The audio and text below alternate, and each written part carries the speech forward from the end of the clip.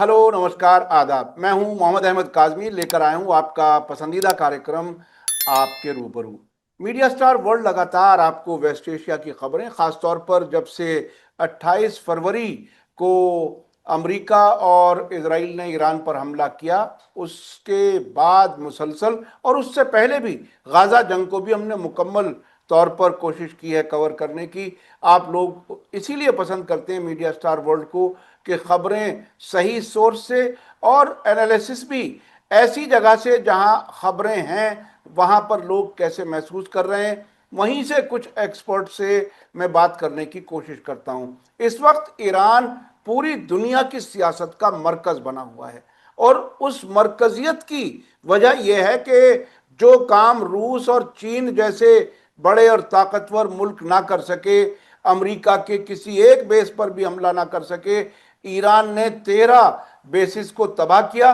उससे पहले जो 13 दिन की जंग थी, उसमें भी बाकायदा अमरीकी फौजी अड्डे को निशाना बनाया।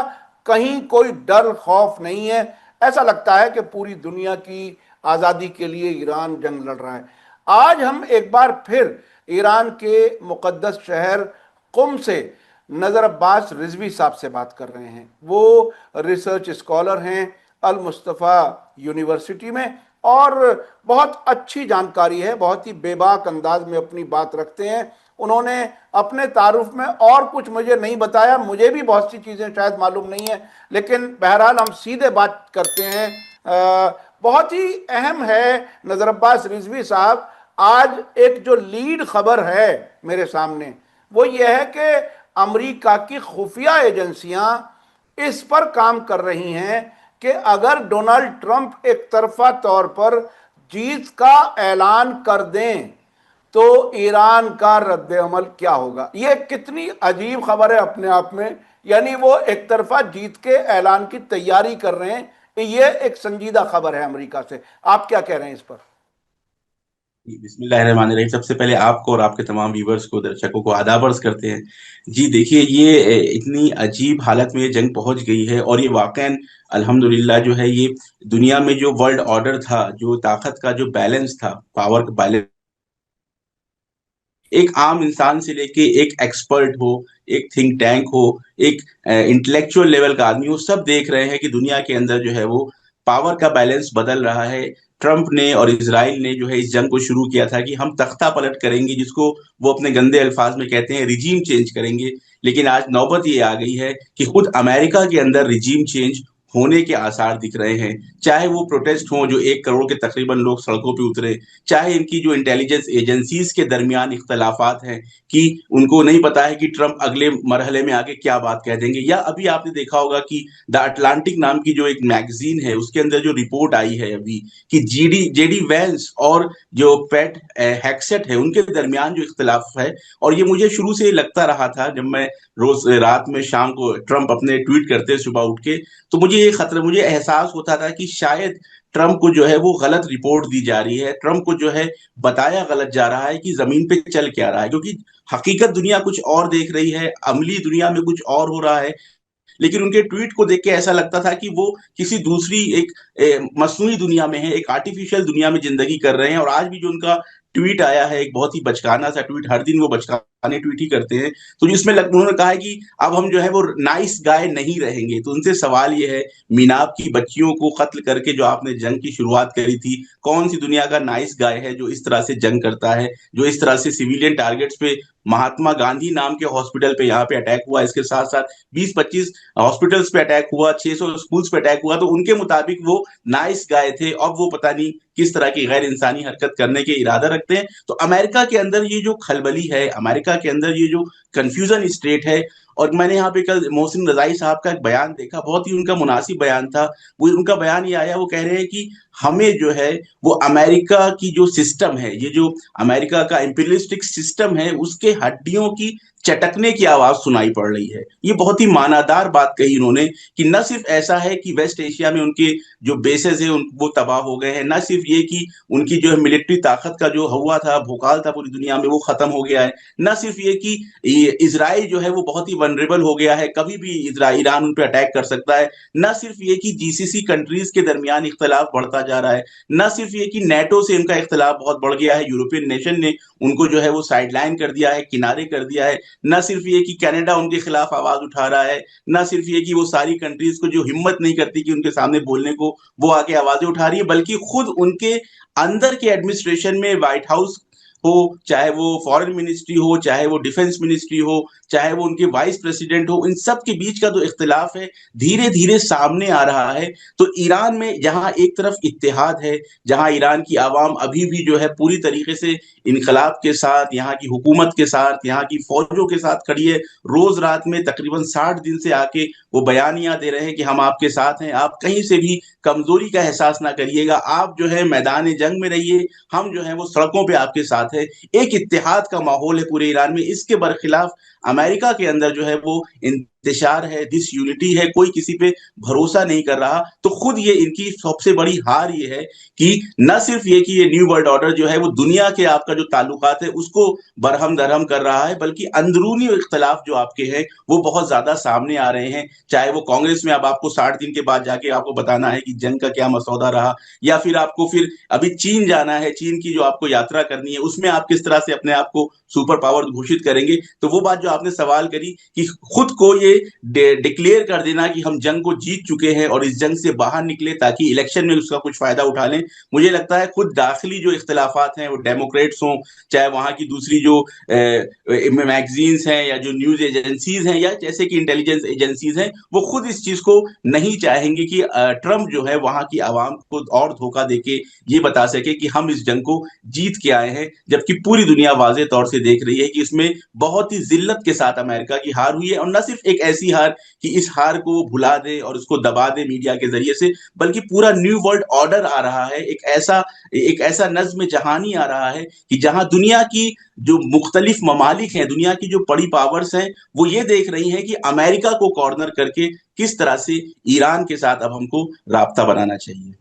नया वर्ल्ड ऑर्डर आ रहा है। मुझे आप जब अमेरिका के निज़ाम के चरमराने की बात आपने बताई, मुझे याद आया आयतुल्लाह खुमैनी का वो जिंदगी का एक मरहला, जब गोरबाचोव के फॉरेन मिनिस्टर आए थे एडवर्ड शेवरनाडजे, तेहरान में आकर के मिले थे, तब आयतुल्लाह खुमैनी ने कहा था कि कम्युनिज्म के चरमराने की आवाज आ रही है। तो ये एक तरह से जो सुपर पावर वाला जो निज़ाम चलता रहा है उसको एक तरह से गिराने का काम ईरान के इस्लामी इनकलाब के नतीजे में जो नज़रियात बन रहे हैं पूरी दुनिया में, उसके नतीजे में ये सब होता हुआ नजर आ रहा है। आने वाले वक्त में क्या कुछ होगा।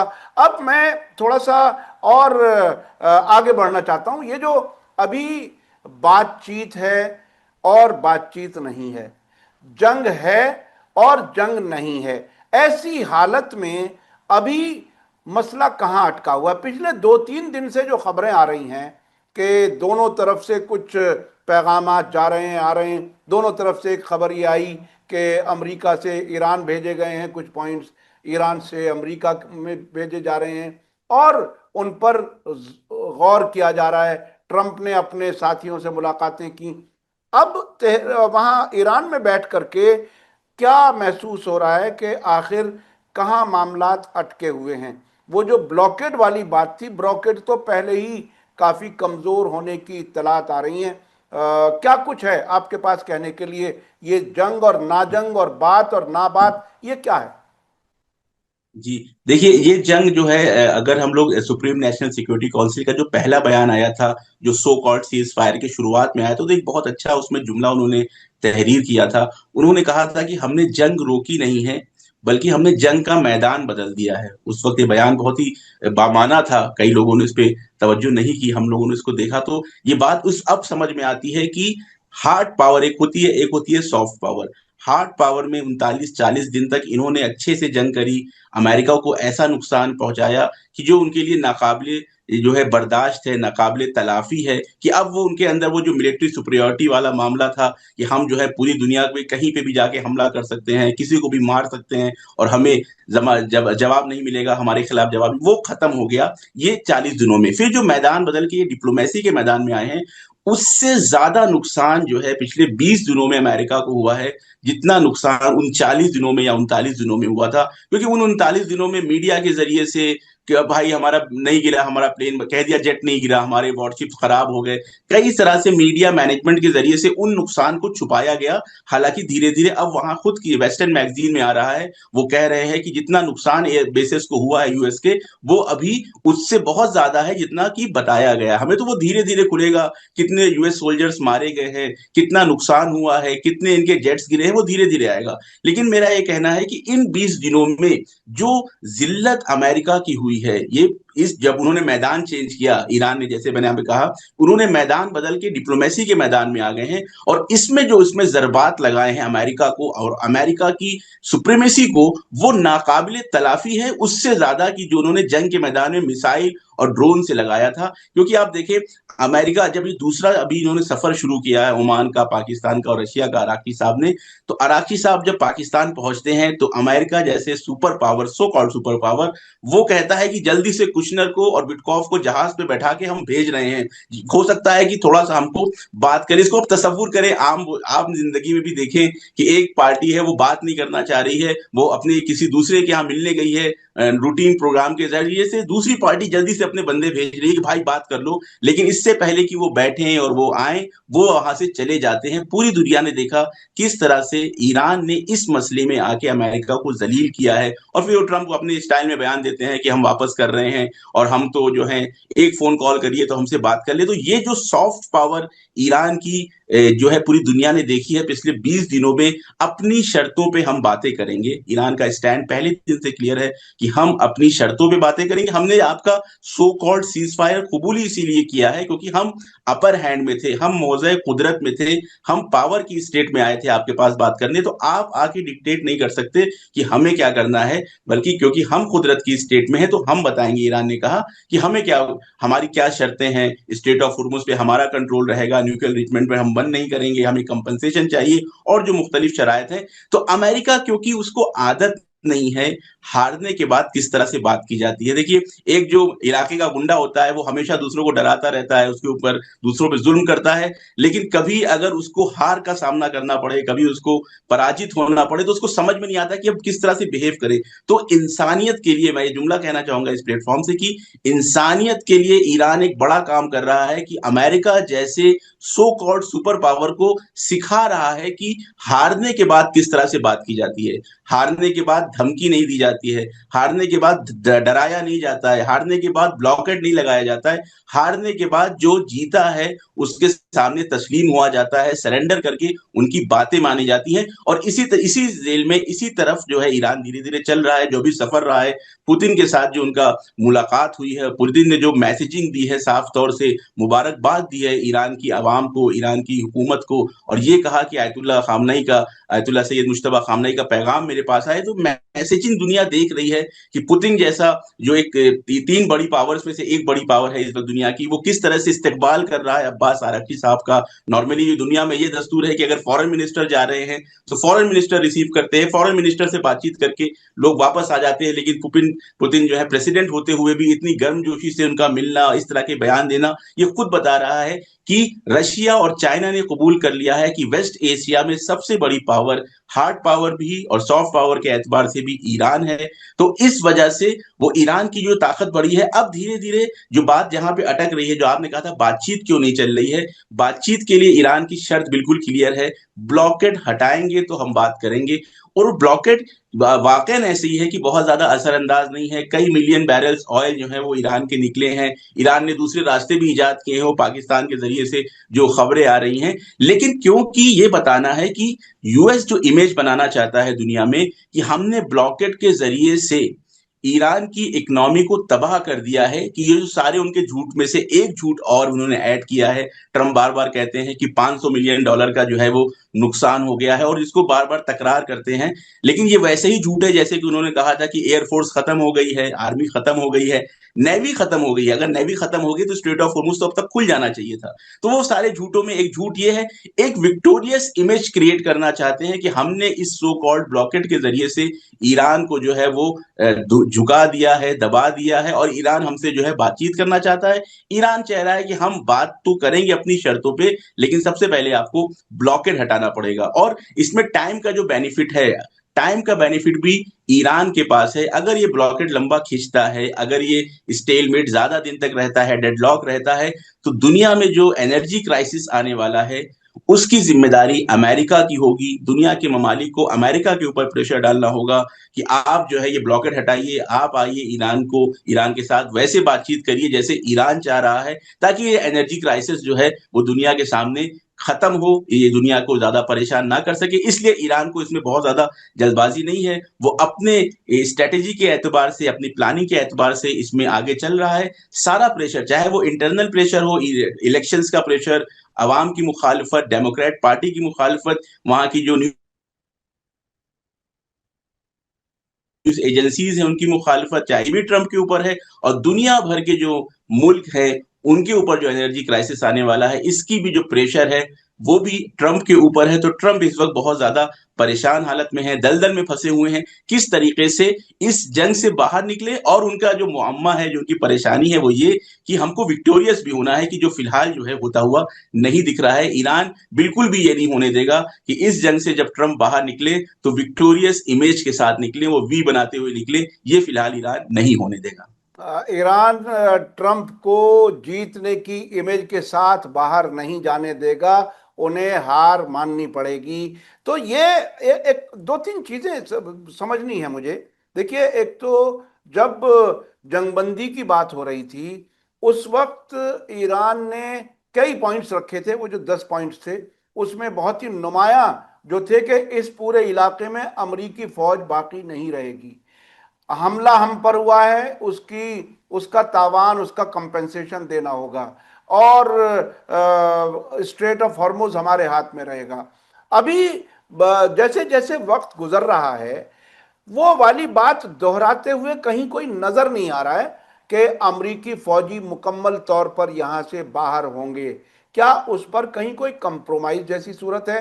या दूसरी बात ये कि क्या जो ईरान ने अपने मकासद रखे थे जंग को लड़ते वक्त, जिसमें काफी अहम चीजें थी, जिसमें बाकायदा ये कह दिया था कि ये जो पड़ोस के मुल्क हैं ये ईरान की दुश्मनी के साथ बाकी नहीं रह सकते, और मोहम्मद मरांडी ने तो इस हद तक कह दिया कि इन गल्फ ममालिक के लोगों को छोड़ देना चाहिए, निकल जाना चाहिए, और कोई बहुत बड़ी आफत आने वाली है। क्या इस तरह की कोई तैयारी है कि जो पड़ोस के मुल्कों का नाम, कुवैत का नाम लिया गया, यूएई का नाम लिया गया, क्या कुछ है?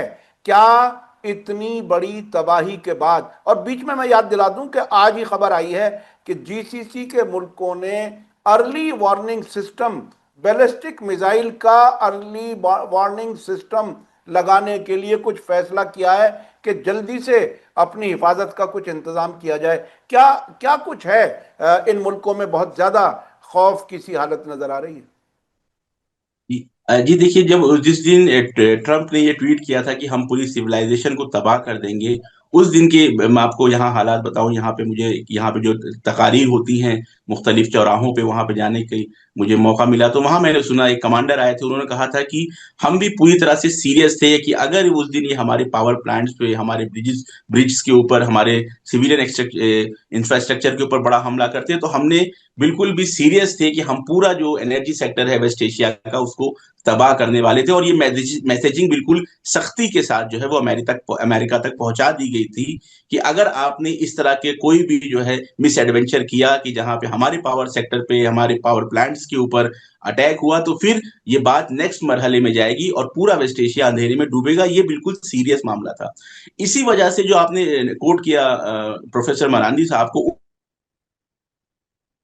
उनका भी यही कहना था कि जब ये ट्रंप ने धमकी दी दोबारा कि ये 15 दिन की मोहलत जो है खत्म होने वाली है और फिर से हम जो है वो तबाही मचाएंगे। तो उस मैसेज के जवाब में, उस शुआर के जवाब में, उस रजस्वानी के जवाब में प्रोफेसर मरांदी साहब ने जवाब दिया कि अगर ऐसा होगा तो उसका नतीजा ये होगा कि हम फुल स्केल वॉर जो है वो वेस्ट एशिया के ममालिक के ऊपर छेड़ देंगे और उसमें फिर जो है वहां के लोगों को निकलना ही उनके लिए बेहतर है। तो एक इस तरह का जो मैसेजिंग का बैलेंस है वो किया गया। लेकिन मुझे अब ऐसा लगता है कि वेस्ट एशिया के ममालिक, कुछ ममालिक ऐसे हैं कि जिनको शायद समझ में आ रहा है कि अब अमेरिका जो है वो उनको सिक्योरिटी नहीं दे सकता है, जिसमें से मैं सबसे पहले कतर का नाम लूंगा। आप देखें शुरू में जंग से लेके धीरे धीरे जो कतर का नजरिया चेंज हुआ है, कतर के यहाँ से जो बयान आना चेंज हुए हैं, और कतर ने हत्ता ये भी कहा कि वेस्ट एशिया की सिक्योरिटी अपरेटर्स को जो है दोबारा डिजाइन करने की जरूरत है, जिसमें यहाँ के ममालिक जो हैं वो बैठ के बात करें। हत्ता ये कहा कि हम और ईरान तो यहाँ हजारों साल से रह रहे हैं, हमें तो यही रहना है।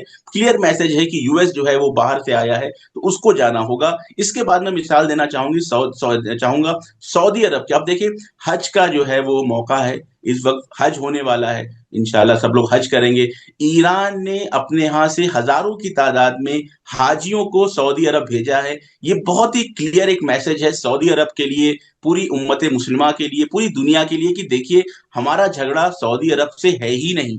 और ये बात सऊदी अरब भी जो है अच्छी तरह से समझ रहा है। सऊदी अरब में जिस तरह से ईरानी हाजियों का इस्तेकबाल हुआ है, वहां से वीडियोज आए हैं, वहां से फोटोज आए हैं, ये पूरी एक क्लियर मैसेजिंग है, पूरा एक क्लियर संदेश है दुनिया के लिए कि ईरान और सऊदी अरब कहीं ना कहीं ये बात करना चाहते हैं कि हमारा राब्ता जो है वो अब डायरेक्टली होना चाहिए, यूएस को इसमें इन्वॉल्व नहीं होना चाहिए। हत्ता कि कुछ लोग का ये भी कहना है कि जो ये पाकिस्तान में बातचीत चल रही थी उसमें कोशिशें जो है काफी सऊदी अरब की थी कि ये पीस प्रोसेस आगे चले, सीज फायर जो है वो हो और आगे बातचीत से बात करी जाए। इसके मुकाबले में कुछ ममालिक ऐसे हैं कि जो अपनी शैतानत से बाज नहीं आ रहे हैं, जिसमें सबसे आगे जो है वो यूएई का नाम है।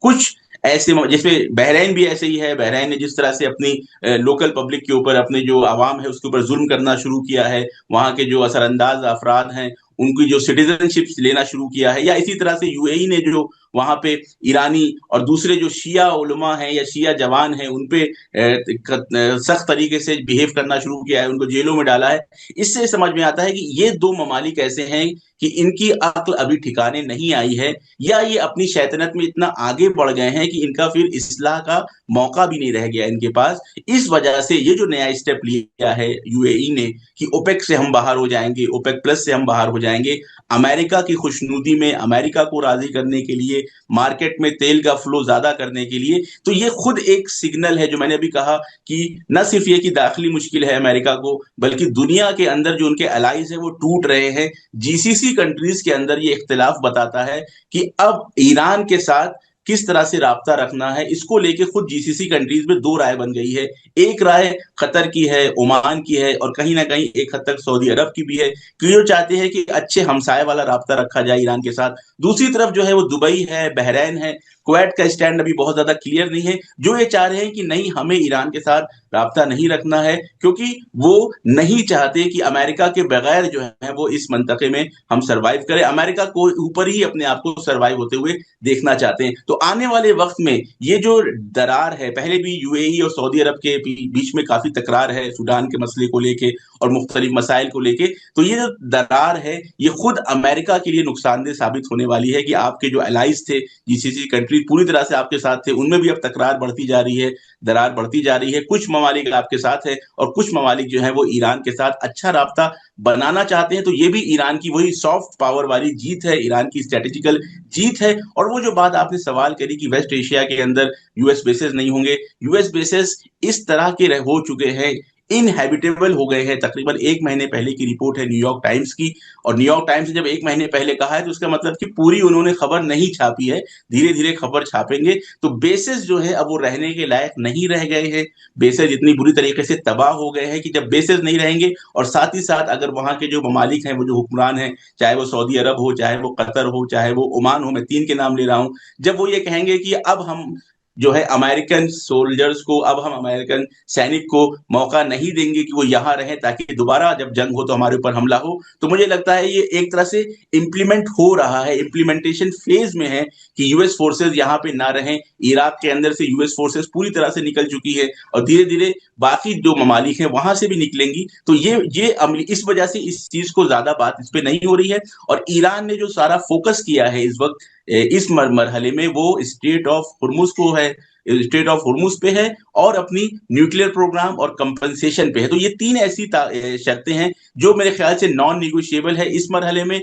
आगे बढ़ के हो सकता है कि बाकी की जो शर्तें पहले वो कह रहा था उस पे भी बात हो, लेकिन क्योंकि ये शर्तें अहम है स्टेट ऑफ हुर्मुज पे कंट्रोल को लेके, न्यूक्लियर इंरिचमेंट को लेके, और तीसरा जो है वो कंपनसेशन वाला, फिलहाल इस पे ईरान का ज्यादा फोकस है। जी, ये फोकस इसका ईरान का है, तेहरान में बैठे हुए जिम्मेदारों का है। उधर से जो खबर आ रही है वॉशिंगटन से, वो ट्रंप साहब जो हैं वो न्यूक्लियर वाली बातचीत को पीछे रखने पर जरा उन्हें ऐतराज है। अच्छा, हालांकि उनका ये समझना बहुत मुश्किल होता है कि इस वक्त कुछ कह रहे हैं, अगले मिनट क्या कहेंगे। नेतन्याहू का कब फोन आ जाए, किस बात पे वो अपना इरादा बदल दें। लेकिन वो जो सीक्वेंस रखा है ईरान ने, हॉर्मुज खोलने का, और न्यूक्लियर की बातचीत बाद में हो जाएगी, जंग रुकना यकीनी हो जाए, ये क्या लगता है कि पाकिस्तान सिर्फ मैसेजिंग कर रहा है या कुछ समझा भी रहा है? क्योंकि पाकिस्तान की हैसियत के बारे में कम से कम बहुत से लोग, और भारत में शायद कुछ ज्यादा, वो ये कहते हैं कि सिर्फ वो अपना कमरा दिया है मिलने के लिए, बिठाने के लिए, बाकी कोई ज्यादा असर वसर है नहीं पाकिस्तान का। क्या कुछ है पाकिस्तान का रोल? किस तरह से ईरान वाले कैसे देख रहे हैं? देखिए, पाकिस्तान को अगर हम देखें, क्योंकि हम लोग हिंदुस्तानी हैं, हम लोग समझते हैं बेहतर, पाकिस्तान जो है वो डिप्लोमेटिकली उसकी कोई खास जो है वो बहुत ज्यादा ऐसा नहीं है कि पावरफुल है इस पूरे एरिया के अंदर या दुनिया के अंदर। मैं फिर ये कहूंगा कि ये अमेरिका की एक हार की निशानी है कि वो पाकिस्तान जैसे मुल्क के सहारे की, जिसकी इकोनॉमी के बारे में भी हम जानते हैं, उनकी जो मिलिट्री जो ताकत है उसके बारे में भी हमें अंदाजा है। तो एक ऐसे मुल्क के पीछे बार बार जो है अमेरिका को आना पड़ रहा है। ट्वीट करते हैं डोनाल्ड ट्रंप साहब, जो सो कॉल्ड सुपर पावर के मुल्क के वो प्रेसिडेंट है, कहते हैं क्योंकि शहबाज शरीफ और आसिम मुनीर ने कहा है कि सीज फायर बढ़ा दीजिए तो हम बढ़ा देते हैं। तो ये खुद अमेरिका के एक जाफ की निशानी है, अमेरिका के कमजोरी की निशानी है कि उनको देखिए, सालिसी के लिए चाइना भी हो सकता था, रशिया भी हो सकता था, वेस्ट एशिया का कोई मुल्क भी हो सकता था, जो क्योंकि इनके मसलन ओमान हो सकता था, जैसे ओमान पहले भी कर रहा था कि इनके रवाबित भी अच्छे हैं ईरान के साथ। लेकिन पाकिस्तान मुझे लगता है कहीं ना कहीं डिप्लोमेटिकली ये मैसेज भी ईरान देना चाह रहा है, मैं ये मेरा पर्सनल ओपिनियन है कि देखिए, आपको हम पाकिस्तान का जो है वो बना देंगे कि आप पाकिस्तान के बार बार दरवाजे पे आए, पाकिस्तान से ये गुजारिश करें, गिड़गिड़ाएं कि भाई आप ईरान के साथ थोड़ा सालिसी करा दिए। इसमें कोई शक नहीं है कि हाँ वो मैसेंजर के रोल में है। मैसेंजर का काम, जब भी कहीं सालिसी होती है तो पैगाम दिया जाता है, पैगाम पहुंचाया जाता है, थोड़ा बहुत उसमें समझाने की भी कोशिश होती है, तो वो रोल पाकिस्तान प्ले कर रहा है। लेकिन मैं इसको ऐसे देखता हूं कि ये भी अमेरिका की एक हार है, एक अमेरिका की कमजोरी की अलामत है कि वो पाकिस्तान जैसे मुल्क के बार बार आके इसको मतलब किस तरह के डिक्टेट करता था, पाकिस्तान को किस तरह से ट्रीट किया जाता था, अमेरिका किस तरह से करता है अपने एलाइज के साथ, हमने देखा है, चाहे वो सऊदी अरब हो, चाहे वो यूरोपियन नेशन हो, चाहे वो पाकिस्तान हो, चाहे दुनिया के मुख्तलिफ ममालिक हो। अभी जापान की प्रेसिडेंट या प्राइम मिनिस्टर जो आई थी वहां पे, किस तरह से भद्दा मजाक उसको उसके सामने एटम बम को लेके किया। तो ये ट्रंप का मिजाज सबको पता है। वो ट्रंप पाकिस्तान के वजीर आजम और पाकिस्तान के जनरल को जो कमांडर है उनके लिए कह रहे हैं कि हाँ उनकी रिक्वेस्ट पे, तो ये समझ में आता है कि ये खुद अमेरिका की कमजोरी की निशान है और पाकिस्तान जो है इसमें मीडिएटर है। तो ईरान भी इसको जो है आगे लेके चल रहा है ताकि ये मैसेजिंग भी जाए कि आप इतने कमजोर हो गए हैं कि पाकिस्तान जो कि हमारा हमसाया है, हमारा पड़ोसी मुल्क है, उसके जरिए से आपको जो है वो सीज फायर और ये सारी निगोसिएशन का प्रोसेस शुरू करने में आप मजबूर हैं। ना ये कि आप कहें कि चाइना आए या रशिया आए या कोई दूसरी बड़ी ताकत आके सालिसी कराए। मुझे तो इससे भी ज्यादा लगता है, आपने शायद काफी एहतियात की है नजर अब्बास रिजवी साहब। मेरा तो समझना यह है, बहुत अरसे से मैं देख रहा हूं अमेरिका की सियासत और बहुत से मुल्कों की, कि ये बात अपनी ही तरफ से कही होगी पाकिस्तान के लीडर्स को कि आप हमें ये रिक्वेस्ट करो और हम ये रिक्वेस्ट मान जाएंगे, उससे भी ज्यादा कमजोरी की हालत में है। जितनी बात आपने कही, मुझे लगता है इससे कहीं ज्यादा कमजोरी की हालत में है। जैसा कि वो अक्सर जिस मुल्क में अपनी फौज भेजते हैं और जो उनका पिट्ठू होता है उससे रिक्वेस्ट कराते हैं कि हमारी फौज रुके, आप हमें रिक्वेस्ट करो, फिर हम कहेंगे हाँ हाँ ठीक है हम अपनी फौज रोकेंगे। जो जो इराक में नहीं हो रहा है, इराक में वो बार बार जलील हो रहे हैं कि उन्हें बाहर जाना पड़ेगा। अच्छा, मैं अब ये थोड़ा सा आगे समझना चाहता हूं, वक्त हमारे पास कम रह गया है। अगले 20 दिन में हालात जहां आज हैं, वो अगले 20 दिन में और क्या क्या हो सकता है? क्या लगता है, जंग फिर छिड़ेगी? क्या ये 2 बार के तजर्बे अमेरिका एंड कंपनी को काफी नहीं है? या पाकिस्तान के जरिए कोई समझौता हो जाएगा? या ये जो जल्दबाजी है, जीत के ऐलान की जो सीआईए की रिपोर्ट आई है कि ये असेसमेंट लिया जा रहा है कि ईरान कैसे रिएक्ट करेगा। यानी बड़ी अजीब बात है, जीतने वाला दुश्मन के जिसे वो हारने वाला बता रहा है, उसके रिएक्शन के बारे में पहले ही चिंताजनक है उसकी, उसके लिए हालत। वो कैसे है, कैसे देख रहे हैं अगले 20 दिन में क्या हो सकता है? जी, देखिए मैं दो यहाँ पे जो ऑप्शंस रखूंगा, एक ऑप्शन की जो अक्लमंदी का ऑप्शन है, जहाँ पे कैलकुलेशन है, स्ट्रेटेजी है, समझदारी है, उसके एतबार से, और दूसरे ऑप्शन को मैं कहता हूँ ट्रम्प का ऑप्शन। पहले ऑप्शन में यह है, जिस तरह से इन्होंने मार खाई है, जिस तरह से ईरान ने रिटेलिएट किया है, और सारी इनकी जो इंटेलिजेंस एजेंसीज हैं, इनके जितने भी एक्सपर्ट्स हैं, चाहे वो पुराने जो एक्स हैं, एक्सपर्ट मिलिट्री एक्सपर्ट्स हैं, नेवी के हों, आर्मी के हों, वो बता रहे हैं कि ईरान की मिसाइल पावर पूरी तरह से आमादगी है, इंटैक्ट है, उनके मिसाइल सिटी जो है इंटैक्ट है। और इस 15-20 दिनों में ईरान ने अपने आप को बहुत, जितना भी कमजोरी आई थी, जहां पे भी अटैक्स हुए थे, लॉन्चर्स वगैरह, ड्रोन फैक्ट्री, उसको पूरी तरह से रिनोवेट कर लिया है, आमादगी कर रहा है। तो अगर इस तरह से समझदारी की बात देखिए, दूसरी तरफ से अगर जंग छिड़ती है तो ईरान और स्ट्रिक्ट तरीके से स्टेट ऑफ होर्मुज बंद कर सकता है, और अंसारुल्लाह के जरिए से बाबुल मंदब बंद कर सकता है। तो ये इन सब चीजों को अगर देखा जाए, और उसके बाद जो होगा, अगर बाबुल मंदब बंद हो गया और स्टेट ऑफ होर्मुज टोटली बंद हो गया, वो जो एनर्जी क्राइसिस आएगा। देखिए, मार्च का महीना और अप्रैल का महीना, अप्रैल अब खत्म हो रहा है, कि दुनिया के पास जितना भी रिजर्व बैकअप था वो अब खत्म हो चुका है। 2 महीना किसी तरीके से दुनिया में कट ऑफ करके कि भाई कम इस्तेमाल करिए, कार पूलिंग करिए, ये ना करिए। साउथ कोरिया से भी अभी रिपोर्ट आई थी कि क्या वहां पे हालत है। दुनिया ने किसी तरीके से 2 महीना जो है एनर्जी क्राइसिस को संभाला है, प्राइस को संभाला है। ये जो हाहाकार वाली सूरत थी, इसको अपने रिजर्व जो बैकअप थे उनके जरिए से उन्होंने कंट्रोल करने की कोशिश की थी।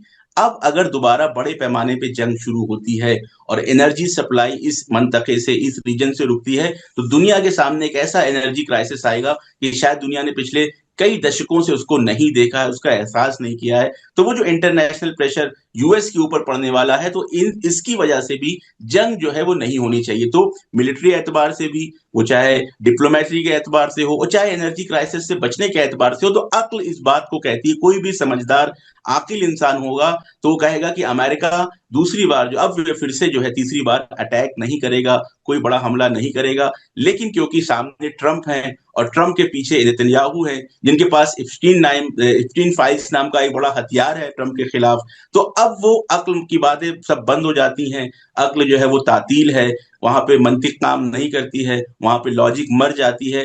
ट्रंप को अगर ये लगेगा, क्योंकि आपको याद होगा कासिम सुलेमानी साहब ने कहा था कि आगा ट्रंप एक कुमारबाज, उन्होंने कहा था कि तुम एक जुआरी हो, तुम एक गैम्बलर हो। तो ट्रंप एक गैम्बलर है, वो आएंगे, एक और गैम्बलिंग करेंगे, चलो एक और हमला किया जाता है, कुछ और लोगों को असैसिनेट किया जाएगा।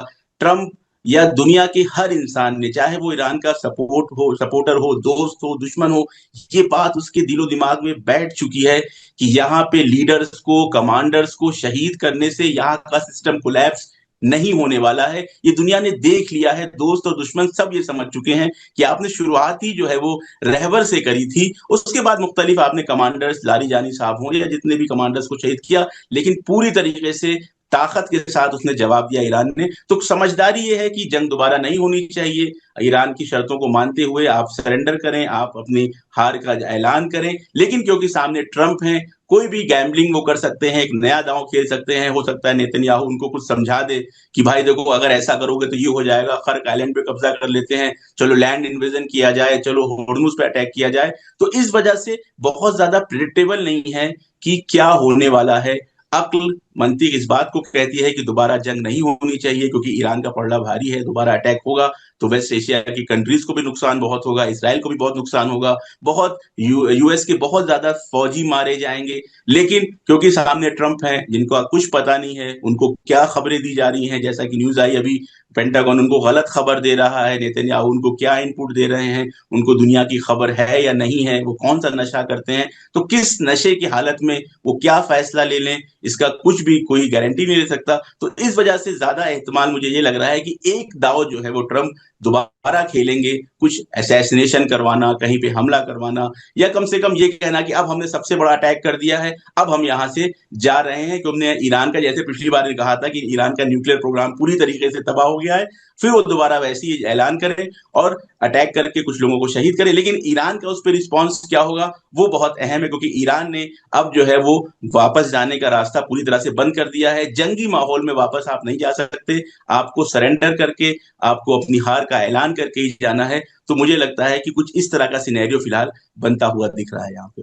जी जी, आपने बहुत ही अहम बात ये कही कि एक तो ट्रंप की सोच अलग होती है और अक्लमंदी की सोच अलग होती है। तकरीबन यही बात मैं जब पहली बार जंग हुई थी उससे पहले मुझसे लोग सवाल करते तो मैं यही कहता था, अगर अकल हावी रही तो जंग नहीं होगी, अगर ट्रंप में पागलपन उरूज पर आ गया तो वो जरूर होगी, और ऐसा 2 बार तो कम से कम हो चुका है। आपने बिल्कुल सही तज्जिया दिया। बहुत बहुत शुक्रिया आपका नज़र अब्बास रिजवी साहब, आप हमें वक्त दे देते हैं उसके लिए बहुत बहुत शुक्रिया। मैं अपने नाजरीन दर्शकों से कहूँगा, आज का वीडियो आपको कैसा लगा कमेंट्स में ज़रूर लिखें और ज़्यादा से ज़्यादा लोगों तक शेयर करें। सीधी ईरान से आने वाली बात ज़्यादा से ज़्यादा लोगों तक पहुँचनी चाहिए। इसी के साथ मुझे दीजिए इजाज़त। धन्यवाद, शुक्रिया। जय भारत, जय हिंद। हमारे चैनल मीडिया स्टार वर्ल्ड को सब्सक्राइब कीजिए और बेल आइकॉन दबाइए ताकि हमारी हर नई वीडियो का नोटिफिकेशन आपको सीधे मिलता रहे। अगर आपको हमारी खबरें पसंद आती हैं तो उन्हें अपने व्हाट्सएप, इंस्टाग्राम, फेसबुक और ट्विटर अकाउंट्स पर शेयर करना ना भूलिए ताकि और लोग भी हकीकत से वाकिफ हो सकें।